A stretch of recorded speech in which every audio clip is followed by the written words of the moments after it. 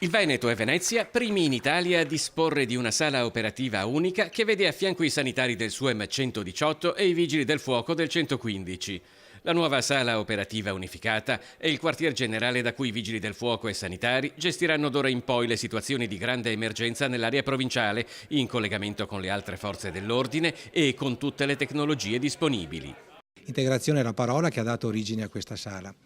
È una parola che arriva da molto tempo, nel senso che è la fine di un percorso che qui a Mestre abbiamo fatto fin dal 2007, cioè da quando abbiamo inserito la nostra centrale operativa del 118 all'interno della caserma dei Vigili del Fuoco. Questo ci ha permesso di lavorare insieme, di integrare le competenze, di sviluppare percorsi formativi, ma soprattutto di sviluppare percorsi di soccorso e di emergenza comuni. Con questa sala dunque l'integrazione tra 115 e 118 aumenta fino a diventare completa. Lo scopo è garantire più efficienza e maggiore rapidità di intervento, un progetto pilota a livello nazionale.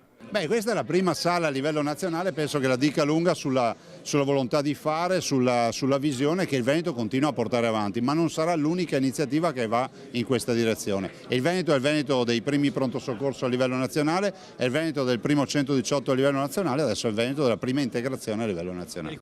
La sala, composta da 12 postazioni, copre tutta la città metropolitana, ma in prospettiva servirà tutto il Veneto, coordinando anche la protezione civile. Da Venezia parte un esperimento perché c'erano delle persone che hanno ragionato non in termini campanilistici ma in termini di servizio alla popolazione e questo è stato un atto fondamentale. In questa sala, oltre all'115 e l'118, c'è anche la sala unificata di protezione civile alle mie spalle, quindi in caso di calamità in questa provincia tutti gli attori della protezione civile, del soccorso sanitario e soccorso tecnico urgente stanno insieme, parlano la stessa lingua e condividono gli stessi tavoli e questo è fondamentale nell'emergenza.